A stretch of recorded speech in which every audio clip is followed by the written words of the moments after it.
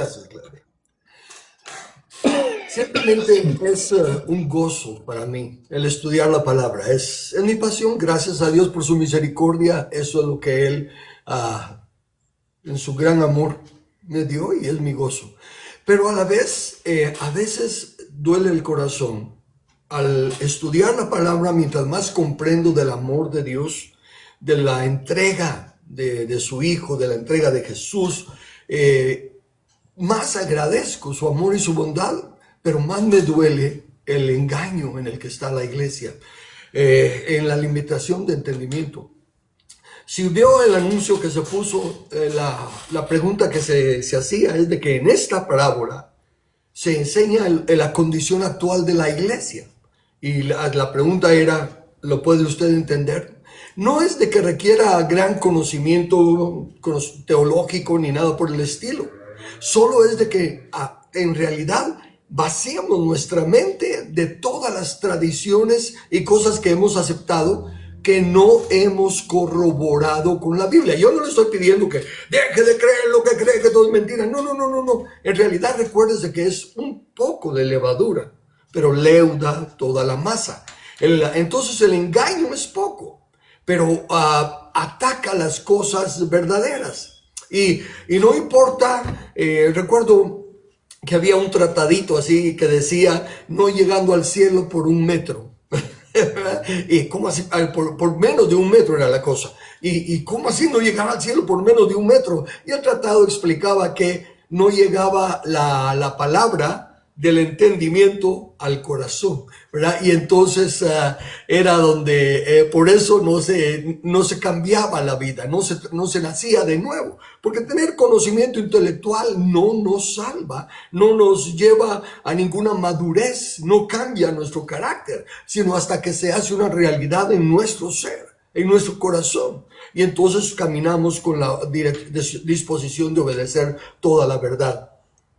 Esta parábola presenta con violaciones clarísimas de la Biblia. En las lecciones pasadas les leí, número uno, que la hortaliza, la mostaza es una hortaliza. Y Dios dijo desde que creó su creación que todo se reproduzca según su género y según su naturaleza. Entonces la mostaza es hortaliza, no es árbol. Consecuentemente, la transformación de la hortaliza a árbol es una transformación contra naturaleza. Es algo contra la palabra de Dios y algo contra la voluntad. Si lo dejamos en las plantas, entonces no nos afecta tanto. Pero cuando entendemos que la Biblia, el manual del Creador, nos compara estas plantas, estos árboles específicos en los cuales las aves hacen su nido y bajo su sombra se apacientan las bestias, nos aclara que esa ilustración de árboles con esa condición son los reinos humanos, son los reinos de las presidencias de todo el mundo, los gobiernos de todo el mundo. Entonces lo que nos está diciendo es que Dios creó su hortaliza, que es el reino de los cielos, el reino de Dios, que es de una naturaleza y que aunque es menospreciada y por eso es la más pequeña, porque no le prestan atención, aún los mismos creyentes no le prestan la atención, la consideran parte de una secta, la consideran algo que no importa.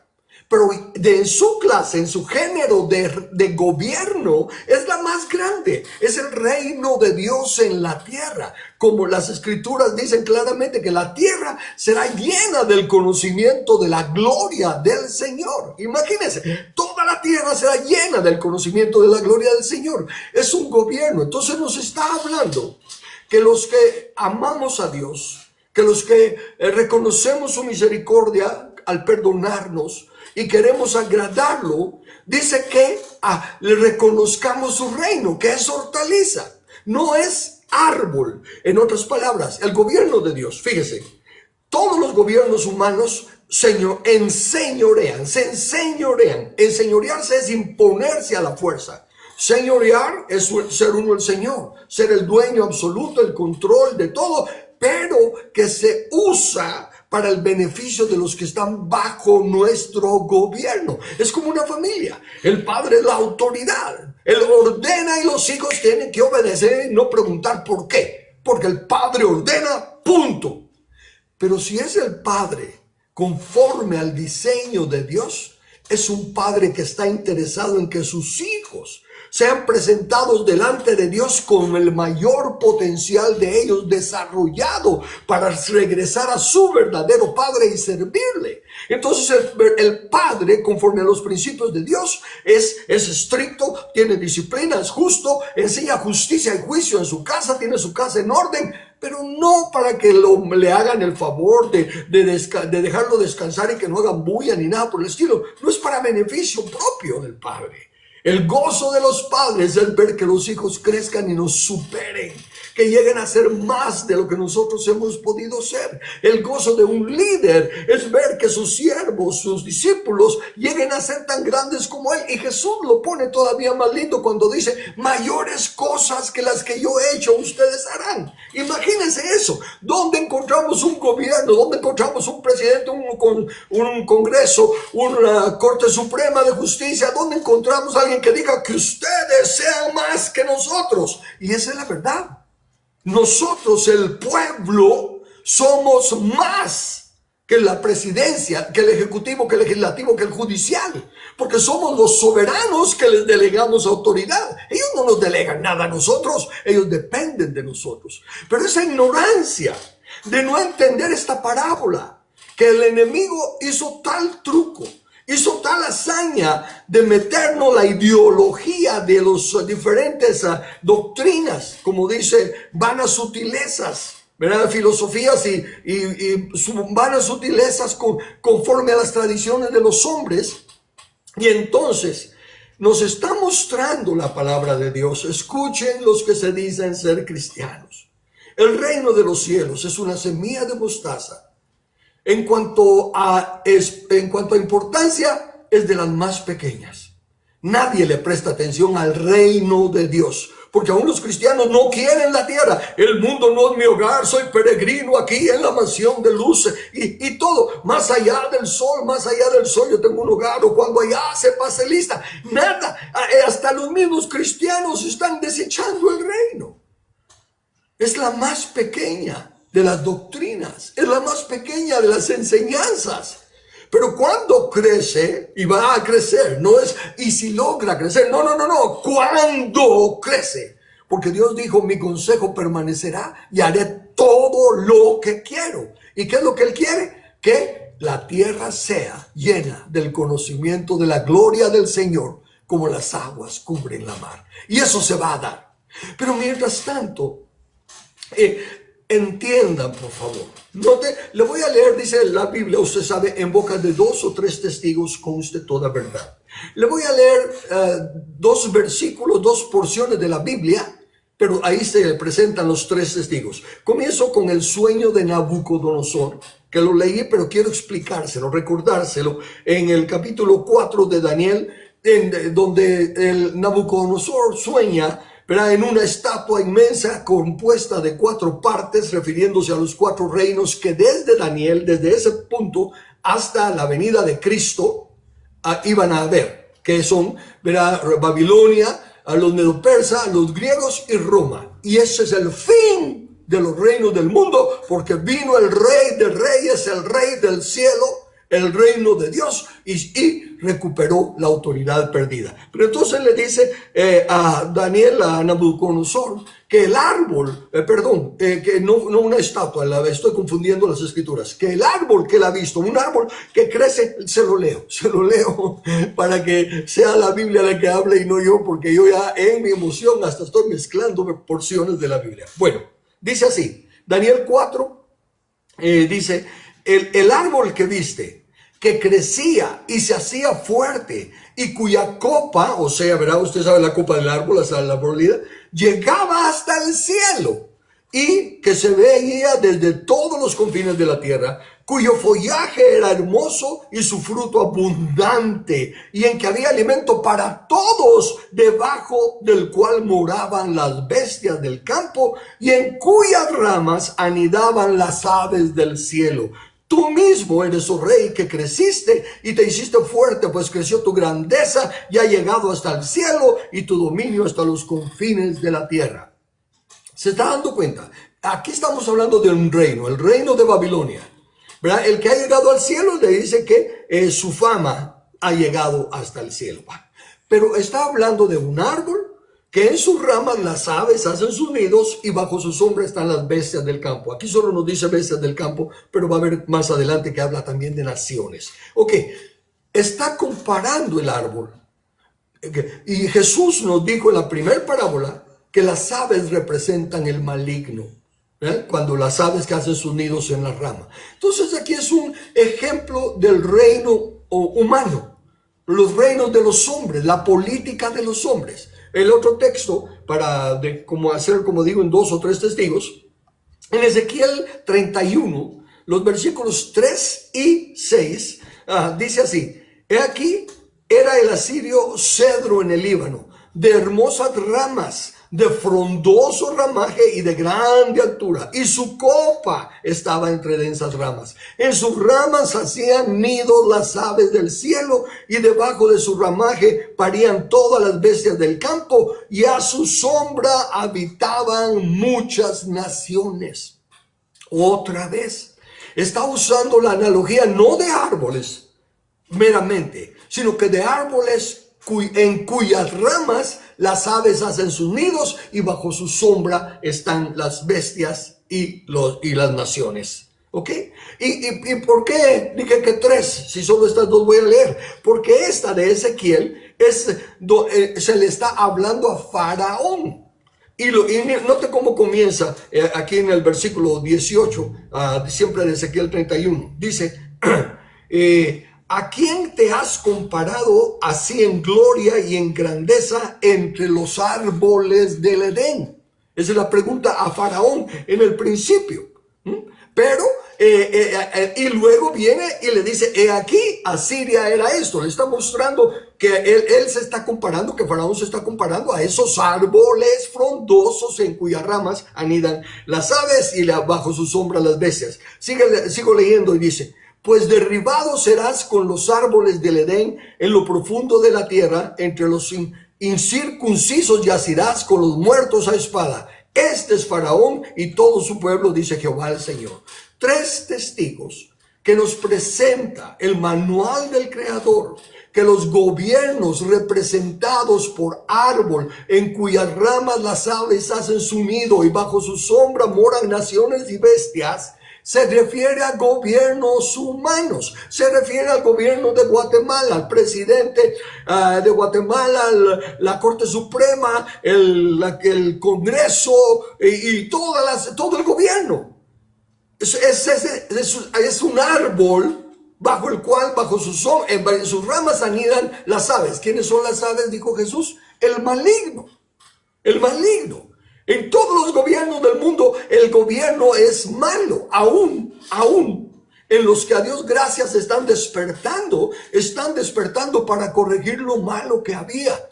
Salvador estaba bajo un árbol frondoso, lleno de aves en sus ramas y bajo el cual había muchas bestias. Venezuela, Nicaragua, Guatemala, todos los países han estado bajo esas ramas, bajo esos reinos del mundo, pero que ahora están tomando la palabra de Dios. No están profesando ser cristianos, creyentes en Dios y todo lo demás, aunque a Dios gracias, ya 2 de ellos, al menos que yo sepa, Trump y Bukele sí lo dicen. Milei no se pronuncian como tal, pero está haciendo la obra de Dios. Y recuerde otra cosa importante aquí, muy importante, especialmente choca con los evangélicos tradicionales que a puro tubo quieren que el que no ha nacido de nuevo, que el que no confiesa que Jesús es Señor. Mire, Romanos, el apóstol Pablo dice que aún aquellos que sin conocer la ley de Dios, lo cual implicaría no han leído la Biblia, no conocen la Biblia, pero actúan conforme a la voluntad de Dios. ¿Cómo es posible que actúen conforme a la voluntad de Dios si no son cristianos? La Biblia dice que Dios ha escrito sus leyes en nuestro corazón. Podemos llamarle conciencia, podemos llamarle lo que querramos, Pero todos tenemos en nuestra naturaleza, por la semejanza de Dios, la ley de Dios.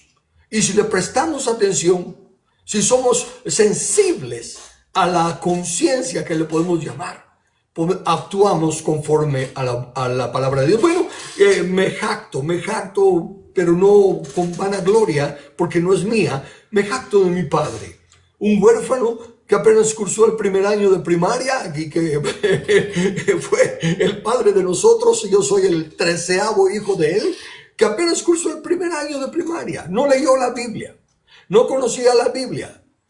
Asistía religiosamente a la iglesia católica, como todos los que nacemos por lo general en tiempos atrás. Pero era un hombre honrado. Su buen nombre, su buena reputación era reconocida en el barrio, en las tiendas donde no daban fiado a nosotros y no daban fiado porque éramos hijos de don Macario. Entonces, personas que no conocen la Biblia, personas que no han, en aquel entonces no habían nacido de nuevo y todo, pero estaban obedeciendo los principios, y Dios bendijo nuestra vida, nuestra familia, por esa obediencia de nuestro Padre. Un hombre imperfecto, pero temeroso de Dios en su entendimiento y en la ley en su corazón. Entonces, aquí la Biblia nos está hablando. No hay gobierno justo en ninguna parte del mundo, excepto cuando empiezan a aceptar la ley de Dios. Y mire cómo se hace tan pequeño el grano de mostaza. Porque la misma iglesia rechaza la ley de Dios. Los mismos que se dicen creyentes y que son sinceros, que aman a Dios, pero son ignorantes, desechan el conocimiento, porque aquí está en las Escrituras. No es porque no puedan leerlo, lo leen, pero lo cambian con su tradición. Las Escrituras, donde están hablando de establecer un gobierno justo y santo, que Pablo dice que es la iglesia la que tiene que enseñarle a los gobernantes cómo gobernar. Y la comisión de Jesús, si mis hermanos que son, ¿cómo se llama?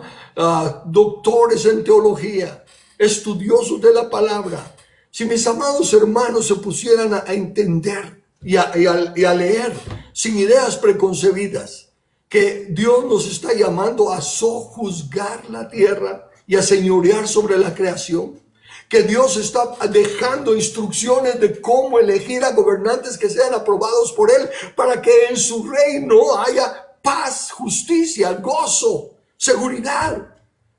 Dios sí quiere eso para todos nosotros, y lo dejó plasmado en la Escritura, pero están tan involucrados en sus ideas preconcebidas, no malas. Por ejemplo, la salvación de las almas, el hacer todo lo que sea posible por alcanzar un alma, es algo bueno, no es malo, pero se convierte en malo cuando se convierte en la meta, no en un paso en el proceso de establecer un reino en el cual toda la gente, ya no solo uno, ya no solo dos, sino que toda la gente experimente el conocimiento de la gloria de Dios, y entonces sean convertidos y sean restaurados los que por la misericordia de Dios lo serán. Entran nuestras ideologías y nuestras tradiciones de que tal vez cuando Cristo viene pues ya no hay salvación para nadie. No lo creo yo así ahora, conforme a lo que estoy leyendo la Biblia. ¿Por qué? Porque dice que cuando el Señor venga separará las naciones, como se separan las ovejas de los cabritos, ¿verdad? Y a unas llamará benditos de su Padre y a otras no. Pero ¿significa eso que todas las naciones se convirtieron y por eso son benditas de Dios? No. Mi entendimiento ahora es que las naciones que cambien su gobierno a ser gobernados por las leyes de Dios. Y tengo los ejemplos en el llamado Antiguo Testamento. Cuando el rey era bueno, todo el pueblo gozaba de paz. No significaba que todo el pueblo era bueno. Seguían borrachos, seguían mentirosos, seguían amantes del dinero. Pero el gobierno, que es el que nos representa ante Dios, y Dios los bendecía. Y cuando el rey era malo, aunque se habían cristianos, aunque se habían gente buena, temerosa de Dios y amante de Dios, sufrían las consecuencias. Y la Biblia lo dice. Si los justos gobiernan, el pueblo se regocija. Si los impíos gobiernan, el pueblo gime. ¿Se da cuenta? Todo se regresa a quien gobierna, quien juzga nuestra nación, a quien le rinde cuentas nuestros gobiernos. Y tiene que ser a la semilla de mostaza, a la hortaliza, el gobierno de Dios. Los otros llegan hasta el cielo, tienen un grande copa, ramas tan fuertes, las aves anidan, todo, y la gente los considera que les están proveyendo alimento, que también Jesús lo dijo. Los gobernantes desde las naciones se enseñorean de ellas, pero son tenidos como benefactores. Entonces, dése cuenta, está violándose la clara enseñanza de Dios que todo se reproduce según su género y naturaleza. Está clarísimo que Jesús está ilustrando que los árboles aquí representados son los gobiernos del mundo, que son contrarios al gobierno de Dios. La otra cosa entonces es que como en todo, el enemigo ha tratado por todos los medios de destruir la semilla del reino. Note que el enemigo no detiene, no ataca los programas de salvación, los programas de ayuda a los necesitados, o sea, los llamados auxilios sociales, socorros, alimentar a los pobres. No detiene eso. Y las iglesias crecen en eso, que andan haciendo el bien y todo lo demás. Pero ¿cuántas iglesias crecen en reconocer el reino de Dios y su justicia? Y en buscar cómo establecer gobernantes justos. Vienen las elecciones el año entrante aquí en nuestra nación. Y hay 24, no sé cuántos más partidos para la competencia. Hay otros que ya están seguros que el fraude ya está consumado, que ya lo tienen pagado y todo lo demás. Todas las noticias son horribles. No hay esperanza. Y claro, pero hay varios que dicen, sí, tenemos que cambiar Guatemala, sí tenemos que traer justicia a Guatemala. Sí, son sinceros, démosle el beneficio de la duda. Pero el gran problema es, no conocen el gobierno de Dios. ¿Son cristianos? Sí. ¿Creen en que son pecadores y se arrepienten y recibieron a Jesús y nacen de nuevo y son llenos del Espíritu Santo y hacen milagros? Sí. Pero no conocen el reino de Dios y van a querer gobernar bien, honestamente, con las reglas de los reinos humanos, con las reglas de los árboles. Y ahí hay siempre aves, las aves que hacen su nido en las ramas. Y entonces decimos, si las aves, la semilla, es la doctrina del reino de Dios, y eso es lo que las aves se comen. ¿Qué es lo que está pasando aquí? Las otras semillas que sí dejan que crezcan son ideologías humanas, son distintas doctrinas. Solo dése cuenta. No se necesita ser un gran genio para darse cuenta que si habemos tantas diferentes denominaciones y cada una decimos tener la verdad, es ridículo, es ilógico. Porque si yo tengo la verdad, todos ustedes están equivocados. ¿Y va a ser eso cierto?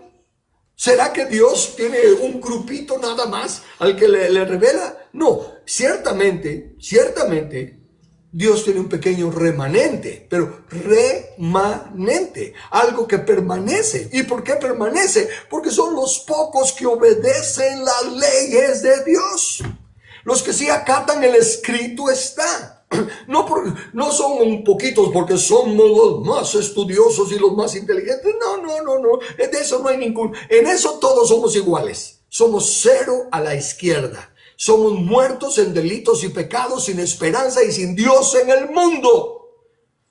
Pero por su misericordia y por su gracia nos da esta dicha de empezar a conocerle y conocer su palabra. Pero tenemos que obedecer su palabra. Entonces, hay un refrán, un dicho, no sé cómo se le llamará en esta ocasión, que dice que no se puede evitar que las aves vuelen sobre nuestra cabeza, pero sí se puede evitar que hagan su nido en ella.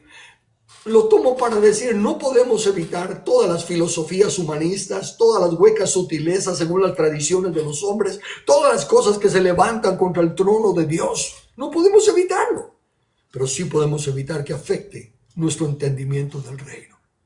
¿Por qué creo lo que creo? Porque escrito está. Lo he corroborado, lo he leído, lo he estudiado. No es que estoy creyéndome porque alguien predicó bonito, porque alguien dijo esto o por las ofertas que me hicieron. No, yo creo lo que creo porque escrito está. Y no, ahí sí que, amados hermanos, teólogos y lo que sean, si ustedes no me pueden probar que lo que estoy leyendo la estoy interpretando mal, ¿acaso esto que estoy leyendo de los árboles y las ramas y los nidos no se refieren a los gobiernos del mundo? ¿No se refiere a... ¿Y acaso no es la semilla de mostaza una hortaliza que no se supone ser un árbol? Y que Dios ordena que todo se reproduzca según su género y según su naturaleza. Consecuentemente, los que predican qué gran bendición cuando llegamos a ser un gran árbol y tenemos un montón de gente cubriéndolos bajo nuestras doctrinas y todos porque el reino está avanzando. No es el reino de Dios. No es el reino de Dios. El reino de Dios es hortaliza. Sí es la más grande de su naturaleza, pero no es árbol. Así que, entonces, démonos cuenta las palabras de Pablo a Timoteo en el capítulo 4, versículo 1. Dice, pero el Espíritu dice claramente que en los postreros tiempos algunos apostatarán de la fe. Déjeme hacer una aclaración aquí. Postreros tiempos del llamado Antiguo Testamento se cumplieron con la venida de Jesús. Los que postreros tiempos que hablen los apóstoles son postreros tiempos de nuestra generación. La generación pasada ya pasó. Estamos en la presente, en el siglo pasado se cumplió, estamos en el siglo presente y vendrá el siglo venidero. Pero entonces Pablo está hablando de nuestros tiempos. Dice, los apostatarán de la fe, escuchando a espíritus engañadores y a doctrinas de demonios. ¿Quién dice Dios? ¿Quién dice Jesús que son las aves en los árboles? El maligno. Ahora, cuando dice doctrina de demonios, no significa que van a hablar de sacrificar a los hijos al fuego y todas esas cosas. No. Note lo que dice 2 de Corintios, capítulo 11, versículos 13 al 15. Porque estos son falsos apóstoles. No le estoy tirando a los apóstoles, pero escuchen. Hay falsos apóstoles, profetas, evangelistas, pastores, maestros. Hay falsos. Pero son tenidos como hermanos. ¿Por qué? Porque son reconocidos como hermanos cristianos que tienen un don. Dice, pero son falsos, obreros fraudulentos que se disfrazan como apóstoles de Cristo. Y no es maravilla, porque el mismo Satanás se disfraza como ángel de luz. Así que no es extraño si también sus ministros se disfrazan como ministros de justicia, cuyo fin será conforme a sus obras. ¿Cómo evitar caer en ese engaño? ¿Cómo evitar ser arrastrados por esas doctrinas falsas? Solo hay una forma: conociendo el manual del Creador. Y amados hermanos, qué pena que digan es que la cultura latina no es de mucha lectura y que con eso se excusen para no conocer las Sagradas Escrituras y que con eso se excusen para no poder valerse por ustedes mismos en la lectura de la palabra y entender lo que nuestro Creador nos ha dejado como manual para educar a nuestros hijos, para ser honestos en el trabajo, para hacer lo mejor en nuestra profesión, para ser los mejores cónyuges en la familia, para ser los mejores ciudadanos y los mejores capacitados de presentar la ley justa de Dios. Y la excusa, y todos siguen a hombres Maldito el que confía en el hombre, en el brazo del hombre. No importa que el título que tengamos los hombres, si se pone la confianza en el hombre, malditos, maldita la nación. Tenemos que confiar solo en uno y tomar su palabra, lo que Él nos ha dejado. He aquí pongo delante de ti la vida y la muerte. La vida, si escoges amar a Dios con todo tu corazón y obedecer su palabra. Y la muerte, si la desechas. Mi pueblo fue destruido porque desechó el conocimiento. Pero gracias a Dios, que es lento para la ira y grande en misericordia, está en nosotros el cambio de nuestra nación. Si tan solo obedecemos el escrito está y aceptamos las condiciones que Dios pone en la Biblia. No es idea de ningún político, no es idea de ningún religioso, no es idea de ningún sabio. Es la palabra de Dios la que pone las condiciones y dice, ciertamente pondrá sobre ti al que el Señor escoja. Y luego nos dice las 6 características que tenemos que buscar en los candidatos para escogerlos. Y desde luego, los que conocemos, los que leemos la palabra y todos los que leen lo que dice ahí, eventualmente dicen, ninguno de los candidatos llena los requisitos, y tristemente es verdad. No hay ninguno de los candidatos que llenen los requisitos de la palabra de Dios. No hay ningún partido que esté con los principios de la palabra de Dios. Pero es culpa del pueblo que vota no aceptar el diseño de Dios. Entonces, la parábola de la semilla de mostaza presenta nuestra condición actual. Estamos engañados, estamos siguiendo doctrinas de demonios en el sentido de que nos apartan de la luz del evangelio del reino y menospreciamos al rey y menospreciamos su palabra, su justicia y su verdad. Y podemos cambiar. Dios no necesita muchas personas. No son los números, Dios no anda tras números. De hecho, Él dice, muchos son los que se pierden, pocos son los que se salvan. ¿Cómo vas a contradecir esa palabra? ¿Cómo le vas a decir a Dios, no, estás equivocado, Dios, tenemos que salvar a muchos? Y para comenzar, nosotros no salvamos a ninguno. No somos salvadores. Simplemente somos testigos que confesamos cómo su misericordia nos ha alcanzado. Compartimos la dicha de conocer los escritos por los cuales pudimos reconocer nuestra necesidad del cambio. Pero solo Él conoce los corazones. Así que tenemos que darnos cuenta. ¿Vamos a ir a las elecciones otra vez? ¿Y qué? Otra vez se va a formar el grupo de que no, votemos nulo porque no estamos de acuerdo con ninguno. Tiene razón. Y funcionaría si estuviéramos en el reino de Dios, donde se aplicaría la justicia y ante la inconformidad del pueblo se anularían las elecciones. Pero no estamos ahí, estamos en un mundo corrupto. Entonces usted mismo está diciendo que no tenemos chance. No. Yo estoy diciendo que por los métodos del partido, de la política tradicional, por los métodos de las doctrinas de estos grandes árboles no podemos ganar. Pero sí tomamos a Dios en su palabra, aunque no seamos mayoría. Él nos da la victoria. ¿Por qué? Porque cuando andamos en su camino, Él quita los obstáculos del camino porque es su camino y nosotros queremos obedecerle. Pero cuando andamos en nuestro camino, pues Él dice, pues quítenlo ustedes. ¿Se recuerda la porción donde nombraron a Saúl? Y Dios les dice, y cuando clamen a mí acerca de su rey que ustedes escogieron, yo no los oiré. ¿Y no ha pasado eso en todos los años que hemos estado orando? Que seguimos de mal en peor. No había cristianos orando en Venezuela. No había cristianos orando en Cuba. No había cristianos orando en Nicaragua. Pero ninguno estaba prestándole al escrito está.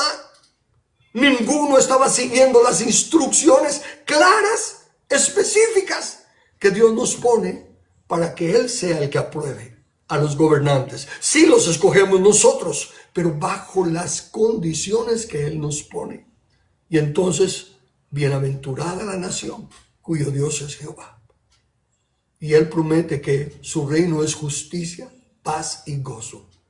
Si nosotros nos arrepentimos en el gobierno. Esta es otra cosa que tendría mucho tiempo y tal vez lo haré más adelante. Pero no es que se arrepienta la familia, no es que se arrepienta la iglesia. Lo que se tienen que arrepentir son los representantes del gobierno de la nación ante Dios. Porque cuando el gobierno es justo, aunque los ciudadanos no lo sean, Dios envía paz. Dice que cuando los caminos del hombre, y en este caso del gobierno, agradan a Dios, Él hace hasta sus enemigos estar en paz con Él.